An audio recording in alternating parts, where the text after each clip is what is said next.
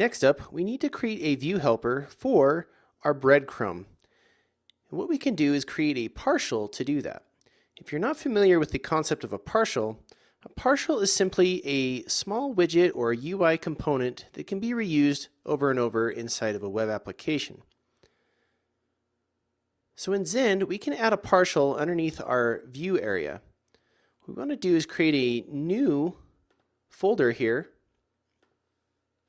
We'll call it partial.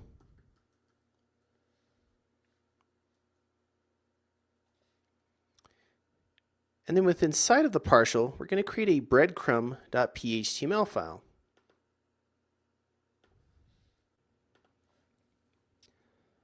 This partial is going to get used over and over and configured with our navigation stack that we just set up based off of the current page that we're on. And the reason why we're adding this partial is so we can set up the Twitter bootstraps and style it exactly how we want it. If you want to use the basic default breadcrumb output, you don't have to create the partial, you can just output the breadcrumb. But we want to make this a little fancier.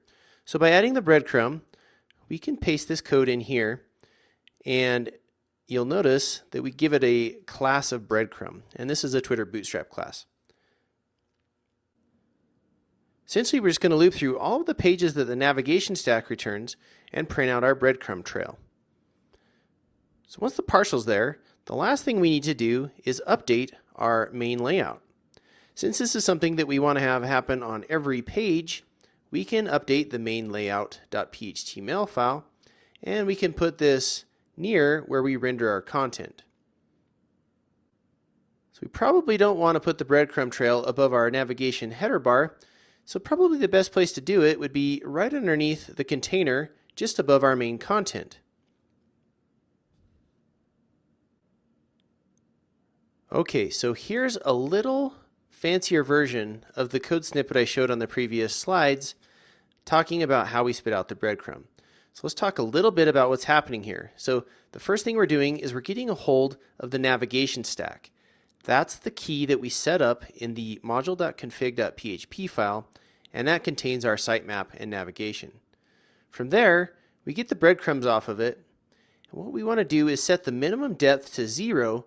That way it starts all the way from the beginning of the breadcrumb trail and moves all the way to the current page that we're on. If we didn't set that, it would just show the current page that you've navigated to. So setting the minimum depth to 0 is an important part of our breadcrumb trail. And then last, we specify our partial by pointing to the partial breadcrumb.html file that we just added.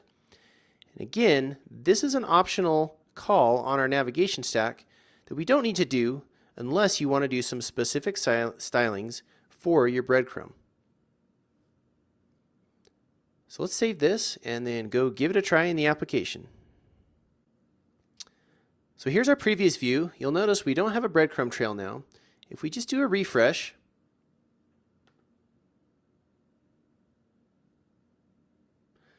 you'll see that our breadcrumb bar has now shown up. We're currently on the home portion of the application. If I move into my book list manually,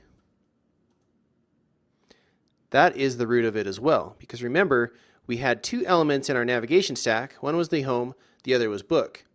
But the book had some nested navigation sitemaps on there, and one was the add new book. If we go to the add new book, you'll now see that we have book and then add. It looks like we have an issue with our dividers. We can go and pull those out of the partial or fix those. I'm not too worried about that. The whole point here was to show kind of how the breadcrumb works. You'll notice that the add is not a link, but the book is. It can take me back to my book list. And if I go to the edit or delete screens, my navigation bar updates appropriately.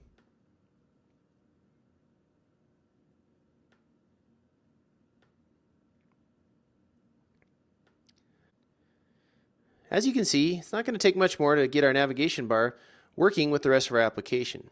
But you do have to remember, anytime you add new views or new controllers, you need to make sure that you update your navigation stack inside of that application module config.php file.